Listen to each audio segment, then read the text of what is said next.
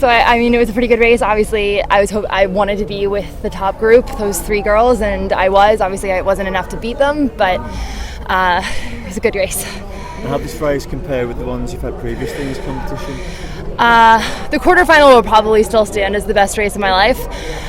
I think that it's hard to have 2 of those in the same week. Sure. So today I gave everything I had, and that was what I had. How are the conditions out there? Was it quite nice today? Was it quite still? It's a bit weird, actually. It almost felt like both a tailwind and a headwind at various moments at the same time, which is a strange combination. It was mostly pretty good. It was kind of similar to the quarterfinal conditions, a bit bouncy, but relatively fast.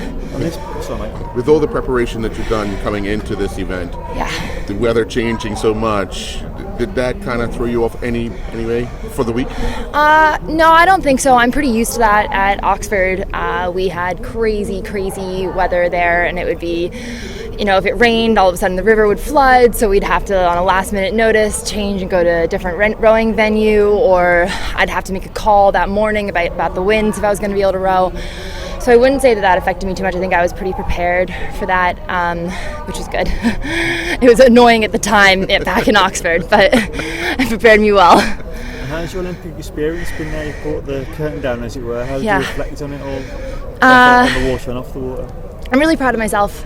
Is how I guess I would say if I reflect back on all of it. There's a lot of things to learn. I sort of now understand why people do multiple of them, because you learn so much in that first one, and it really is something that is hard to prepare yourself for without having done one, if that makes sense. I also haven't done World Championship regattas, which would be the other closest thing, and I think that probably in hindsight would have been quite helpful. But I've definitely enjoyed my experience, and I'm really excited to rejoin with the rest of the Bermuda team, seeing as I haven't really been able to live with them so far, and I'm really excited for that. Where have you been stopping? Have you been stopping further out, have you? Not the village? No, we got a place really close by because the village was so far away. A lot of the rowing teams aren't actually staying out of the village just because of the commute.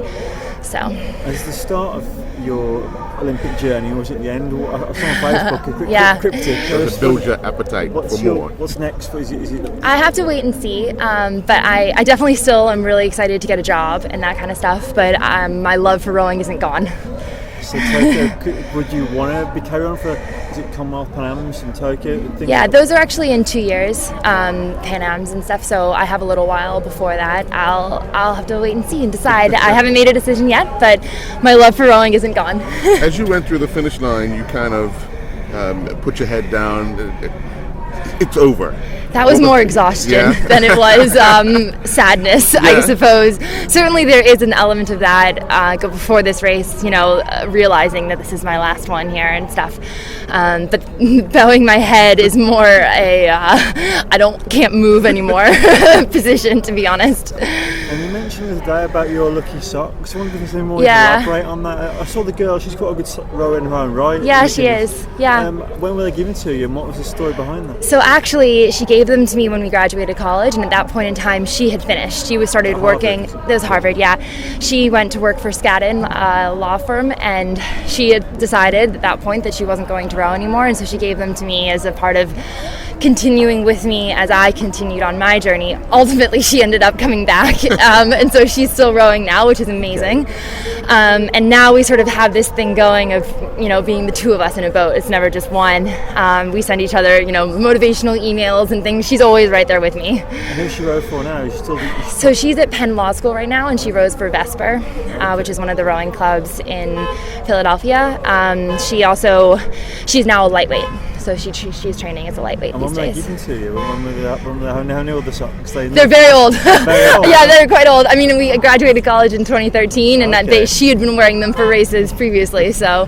And you spoke to her this week, any advice, did she? Of course, yeah. She sent me my email this morning, so I was very excited to read that. We talk all the time. She's definitely a voice in my head.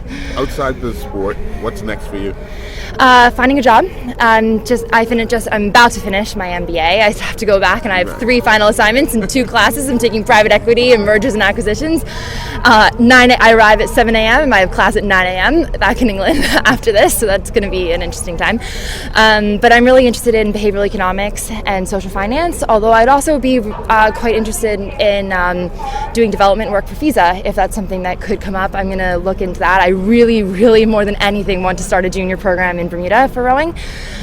So we'll see how that goes. All right, well, congratulations. Thank you.